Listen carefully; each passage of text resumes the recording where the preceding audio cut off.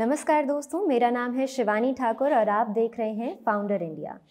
पिछले कुछ एपिसोड्स में हमने डिस्कस किया म्यूचुअल फंड्स को, जाना कि ये क्या होते हैं, कितने टाइप्स के होते हैं और कैसे काम करते हैं।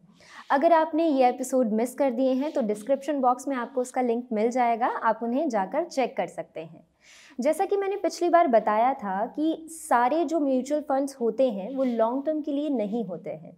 जी हाँ, तो आज हम बात करेंगे एक ऐसे ही म्यूचुअल फंड के बारे में जो शॉर्ट टर्म इन्वेस्टमेंट के लिए बहुत ही सही माना जाता है। तो आज हम बात करने वाले हैं लिक्विड फंड्स के बारे में। ये क्या होते हैं, कैसे काम करते हैं, इनके बारे में बात करेंगे। साथ ही साथ इसे कंपेयर करेंगे सेविंग अकाउंट और एफडी के साथ। तो चलिए शुरू करते हैं और जानते हैं कि लेमैन लैंग्वेज में लिक्विड फंड होता क्या है। तो बेसिकली लिक्विड फंड एक डेट फंड का टाइप है। डेट फंड जो होता है, जो लोन प्रोवाइड करता है, जैसा पिछली वीडियो में आपको बताया गया था, ये उसका एक सब टाइप है। ये लोन प्रोवाइड करता है शॉर्ट टर्म ड्यूरेशन के लिए, 1 महीना, 2 महीना, 3 महीने, इस तरीके से ये शॉर्ट टर्म ड्यूरेशन के लिए लोन प्रोवाइड करते हैं। और इस लोन से आने वाला जो इंटरेस्ट होता है वो आपका रिटर्न बनता है इस म्यूचुअल फंड में। तो बेसिकली ये लिक्विड फंड का ओवरव्यू है। इसे लिक्विड फंड क्यों कहा जाता है? इकोनॉमिक्स में लिक्विड का मतलब होता है कोई भी ऐसा एसेट जिसे काफ़ी आसानी से कन्वर्ट किया जा सके कैश में, बिना उसकी वैल्यू ख़राब किए या कम किए। तो लिक्विड फंड एक ऐसे फंड होते हैं जिन्हें काफ़ी आसानी से कैश में कन्वर्ट किया जा सकता है। आप इसे इस उदाहरण के साथ समझिए कि अगर आपको अपनी एफडी से पैसा निकालना है तो उसमें लगभग आपको 3 दिन लग जाते हैं।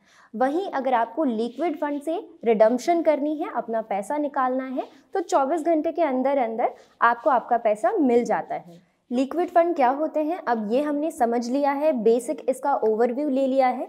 तो अब बात करते हैं कि ये कितने शॉर्ट टर्म होते हैं, इनका मैच्योरिटी पीरियड क्या होता है। तो लिक्विड फंड्स 91 डेज़ का मैच्योरिटी पीरियड रखते हैं, जो काफ़ी कम है।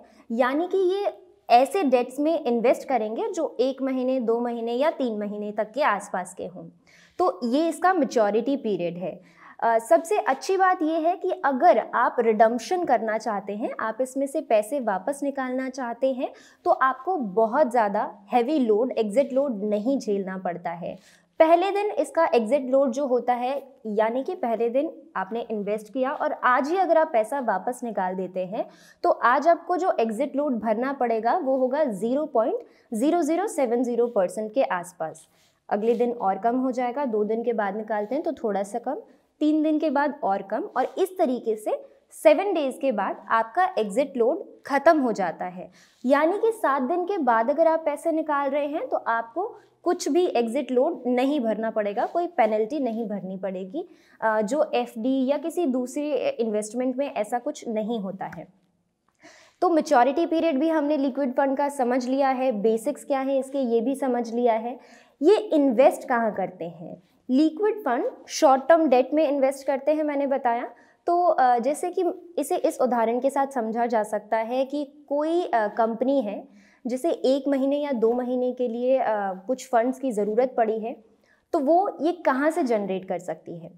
या तो कंपनी के ओनर उसमें इन्वेस्ट करेंगे, या वो बैंक से लोन ले सकते हैं, या फिर आपके और हमारे जैसे जो इन्वेस्टर हैं उनसे पैसा लिया जा सकता है और इसके बदले वो एक डिबेंचर जो है उसे इनिशिएट करते हैं कि आप इस डिबेंचर में इन्वेस्ट कीजिए, आपको इस मैच्योरिटी पीरियड के बाद इतने % इंटरेस्ट, यानी 7-8 कितना भी उसमें इंटरेस्ट हो सकता है, इस फिक्स्ड इंटरेस्ट के साथ आपको आपका पैसा वापस मिल जाएगा। तो ये है बेसिक ओवरव्यू कि ये कैसे काम करते हैं, लिक्विड फंड का जो साइकिल है वो कैसे चलता है। तो ये तो थे डिबेंचर्स। इसके अलावा बॉन्ड्स भी होते हैं, गवर्नमेंट बॉन्ड्स खास तौर पे। तो गवर्नमेंट को पैसे चाहिए, कहीं इन्वेस्ट करना है, कुछ भी करना है, तो उसके लिए वो बॉन्ड्स जो हैं अपने निकालते हैं और उसके बाद हम उसमें पैसा इन्वेस्ट करते हैं। गवर्नमेंट में अगर इन्वेस्ट हो रहा है, गवर्नमेंट बॉन्ड में जा रहा है, तो काफ़ी सेफ माना जाता है, इसे पैसा वापस आना ही आना है उस फिक्स्ड इंटरेस्ट के साथ। ऐसे ही ट्रेजरी बिल्स होते हैं, ऐसे ही कॉरपोरेट एफडीज़ होती हैं, यानी 91 डेज़ का ही उसका मैच्योरिटी पीरियड रहता है और इसमें आपको इन्वेस्ट करना होता है, फिक्स्ड इंटरेस्ट के साथ आपको आपका पैसा उस ड्यूरेशन के बाद मिल जाता है। अब यहाँ 91 डेज़ का जो मैच्योरिटी पीरियड है, इसका ये मतलब नहीं है बिल्कुल भी कि आप इसमें 91 डेज़ तक ही इन्वेस्टेड रह सकते हैं। मान लीजिए कि आपने एक जो लिक्विड फंड है उसमें इन्वेस्ट किया, वो मैच्योर हो गया, उसके बाद आप उसमें इन्वेस्टेड रह सकते हैं। आपकी एसेट मैनेजमेंट कंपनी जो है उसके मैच्योर होते ही आपका इंटरेस्ट समेत जो अमाउंट है उसे कहीं और किसी और लिक्विड फंड में इन्वेस्ट कर देगी, और ये चलता रहेगा जब तक आप अपने पैसे नहीं ले लेते हैं या जब तक आप नहीं चाहते हैं। प्रॉपर ओवरव्यू हो गया है हमारा लिक्विड फंड्स पे, क्या होते हैं, कैसे काम करते हैं, इन्वेस्टमेंट कहाँ होती है, कब तक इन्वेस्टेड रहा जा सकता है। तो अब इसे थोड़ा सा कंपेयर करने की कोशिश करते हैं सेविंग्स अकाउंट के साथ। सेविंग्स अकाउंट आप जानते ही हैं क्या होता है, हम सबके पास एक सेविंग अकाउंट तो होता ही है एटलीस्ट। तो बेसिकली आप किसी भी बैंक में अपना एक सेविंग अकाउंट खोलते हैं, जहाँ पे कोई भी सरप्लस अमाउंट आपके पास बच रहा है तो आप उसे वहाँ पे सेव करते जाते हैं। इस पे आपका जो बैंक है आपको 3.5 से 4% का जो इंटरेस्ट रेट है सालाना, वो उस अमाउंट पे आपको देता है। तो ये है सेविंग अकाउंट। लिक्विड फंड क्या होते हैं आप समझ चुके हैं। दोनों में अंतर क्या है, सबसे पहले बात करते हैं रिस्क की। अगर आपने किसी भी ट्रस्टेड बैंक में इन्वेस्ट किया है तो रिस्क काफ़ी कम माना जाता है, ज़ीरो रिस्क ही मान लिया जाए इसे। तो ये सेविंग अकाउंट में ज़ीरो रिस्क के लगभग आपका जो है रिस्क होता है। और वहीं बात करूँ मैं लिक्विड फंड की, तो यहाँ कितना रिस्क होता है, ये डिपेंड करता है कि आपका पैसा इन्वेस्ट कहाँ किया जा रहा है। क्या गवर्नमेंट बॉन्ड में पैसा जा रहा है, क्या ए ग्रेड कंपनी या ट्रिपल ए ग्रेड कंपनी में पैसा जा रहा है, तो वो सिक्योर माना जाता है।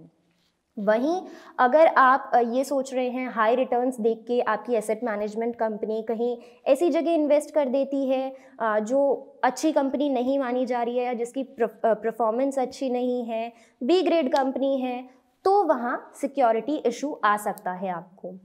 इसके बाद बात करते हैं हम फ्लेक्सिबिलिटी की। तो सेविंग अकाउंट भी होता है, उसी तरीके से लिक्विड फंड जो है वो भी काफ़ी फ्लेक्सिबल माने जाते हैं आपके लिए। यानी कि जब आपके पास पैसा है तब आप सेविंग अकाउंट में डालेंगे, उसी तरीके से जब आपके पास पैसा है आप लिक्विड फंड में भी डाल सकते हैं। इस महीने डालिए, अगले महीने नहीं डाल पा रहे, कोई दिक्कत नहीं है, उसके बाद जितना डालना है उतना डालिए। तो ना तो आपका टर्म यहाँ पे फिक्स्ड है कि कब डालना है, ना अमाउंट फिक्स्ड है कि कितना डालना है। हमने बात कर ली रिस्क की, हमने बात कर ली रिटर्न की, हमने बात कर ली फ्लेक्सिबिलिटी की। तो ये था सेविंग अकाउंट के साथ इसका कंपैरिजन। अब बात करते हैं कि रिटर्न सेविंग अकाउंट आपको कितना दे रहा है, वहीं लिक्विड फंड आपको कितना रिटर्न दे रहा है। सेविंग अकाउंट 3.5 से 4 देगा, लिक्विड फंड आपको वहीं 7 से 8% तक का जो एफडी के जितना रिटर्न है, अप्रॉक्सीमेटली लगभग उसके जितना रिटर्न आपको ये दे देता है। तो यहाँ पे ये समझने वाली बात है, अगर आप ये सोचेंगे कि नहीं सेविंग अकाउंट में पैसा सेव है तो हम यहाँ इन्वेस्ट करेंगे, ऐसा नहीं करना चाहिए हमें। क्योंकि अगर आपको 4% सेविंग अकाउंट में मिल रहा है तो इन्फ्लेशन समझने की ज़रूरत है, जो मैंने पहले भी आपको बताया है। 5% के रेट से इन्फ्लेशन बढ़ रही है, तो पूरे टाइम पे अगर आपको 4% का रेट इंटरेस्ट रेट मिल रहा है आपके पैसे में, फिर भी आपका जो अमाउंट है वो 1% अपनी वैल्यू खो रहा है। तो ये 1% भी हमें बचाना है, इसलिए हमें कहीं ऐसी जगह इन्वेस्ट करना है जहां कम से कम हमें 5% से ज़्यादा तो एटलीस्ट इंटरेस्ट रेट मिल ही जाए। इसी वजह से यहाँ पे लिक्विड फंड 1 पॉइंट ज़्यादा ले जाता है सेविंग अकाउंट से। तो ये था हमारा लिक्विड फंड और सेविंग अकाउंट का कंपैरिजन। अब हम इसे कंपेयर करके देख लेते हैं एफडी के साथ। तो एफडी क्या है ये तो आप जानते ही हैं, मैं एक बार फिर से बता देती हूँ। फिक्स्ड अमाउंट आप एक फिक्स्ड पीरियड के लिए डिपॉजिट कर देते हैं, that is called fixed deposit. तो फिक्स्ड डिपॉजिट आप जानते ही हैं, लिक्विड फंड मैंने बता दिया है। इन दोनों को हमारे जो पैरामीटर्स हैं उन पे एक बार कंपेयर करके देख लेते हैं। रिस्क बिल्कुल एफडी में ज़ीरो रिस्क माना जाता है, वहीं लिक्विड फंड में बना रहता है, थोड़ा बहुत हमारा रिस्क जो है बना रहता है, क्योंकि डिपेंड करता है कि कहाँ पे इन्वेस्टमेंट किया जा रहा है। उसके बाद रिटर्न की बात करूँ तो रिटर्न ऑलमोस्ट एफडी और लिक्विड फंड दोनों सेम ही दे देते हैं। फ्लक्चुएशन एफडी में बिल्कुल भी नहीं होता है रिटर्न का, वहीं लिक्विड फंड में थोड़ा बहुत होने के चांसेस होते हैं according to the performance of the certain company. इसके बाद फ्लेक्सिबिलिटी की बात की जाए तो liquid fund as compare to FD ज़्यादा फ्लेक्सिबल होते हैं, क्योंकि आप अपने हिसाब से उसमें इन्वेस्टमेंट कर सकते हैं, अपने अकॉर्डिंगली कर सकते हैं, जब चाहें तब कर सकते हैं और जितना अमाउंट चाहे वो भी कर सकते हैं। मैच्योरिटी पीरियड से पहले भी आप पैसे निकाल सकते हैं। उसके बाद अगर बात किया जाए फाइनेंशियल डिसिप्लिन का, तो फाइनेंशियल डिसिप्लिन एफडी में थोड़ा सा ज़्यादा होता है। तो ये कुछ पैरामीटर्स में हमने इसको डिस्कस कर लिया है, डिस्क्राइब कर दिया है। अब आगे बात करते हैं कि इसे किस तरीके से हम यूज़ कर सकते हैं। तो लिक्विड फंड जो है उन्हें ख़ास तौर पे आप यूज़ करें सेविंग्स के लिए, और इमरजेंसी फ़ंड के तौर पे आप उन्हें यूज़ कर सकते हैं। जब आपको नहीं पता है कि पैसों की ज़रूरत कब पड़ जाएगी, तो आप लिक्विड फंड में इन्वेस्ट कर सकते हैं अपना सरप्लस अमाउंट। साथ ही साथ उसे यूज़ करें सेविंग के लिए। ऐसा मत सोचिए कि ज़्यादा रिस्क ले लेंगे तो ज़्यादा अच्छा रिटर्न भी मिल जाएगा। अगर कोई भी लिक्विड फंड आपको बहुत ज़्यादा अच्छा इंटरेस्ट दे रहा है, 10-12% आपको इंटरेस्ट उस पर मिल रहा है, इट मीन्स कहीं ना कहीं इन्वेस्टमेंट जो है वो बहुत रिस्की हो रही है, और ऐसी कंपनीज़ में हो रही है जहाँ पे डिफ़ॉल्ट रिस्क इवेंचुअली आपका ज़्यादा हो जाएगा। तो ये सारी चीज़ें आपको सोच समझ के इन्वेस्टमेंट करनी चाहिए। लास्ट में 2 प्रिकॉशंस की बात कर लेते हैं लिक्विड फंड को लेने से पहले। जो 2 प्रिकॉशंस आपको लेने चाहिए, पहला, बहुत हाई रिटर्न्स के पीछे मत भागिए, क्योंकि अगर रिटर्न्स ही अच्छे चाहिए तो स्टॉक आपके पास एक अच्छा ऑप्शन है, या फिर इक्विटी आपके पास एक अच्छा ऑप्शन है हाई रिटर्न्स के लिए। तो रिटर्न्स के पीछे ना भागें, क्योंकि रिटर्न्स जहाँ पे बहुत अच्छे ऑफर हो रहे होंगे वहाँ पे हो सकता है BBB ग्रेड कंपनी में आपका जो इन्वेस्टमेंट है वो जा रहा हो। ठीक है। सेकेंड थिंग जिसका हमें ख्याल रखना है वो ये है कि इंस्ट्रूमेंट्स पहले ही हम चेक कर लें। ऐसा ना हो हम पहले इन्वेस्ट कर दें, हमें बाद में पता चले कि ये तो ट्रस्टवर्दी कंपनी थी नहीं, या ये तो गवर्नमेंट बॉन्ड नहीं है, या ये जो कॉरपोरेट एफडी है ये इसका जो इंटरेस्ट है ये फ्लक्चुएट हो सकता है।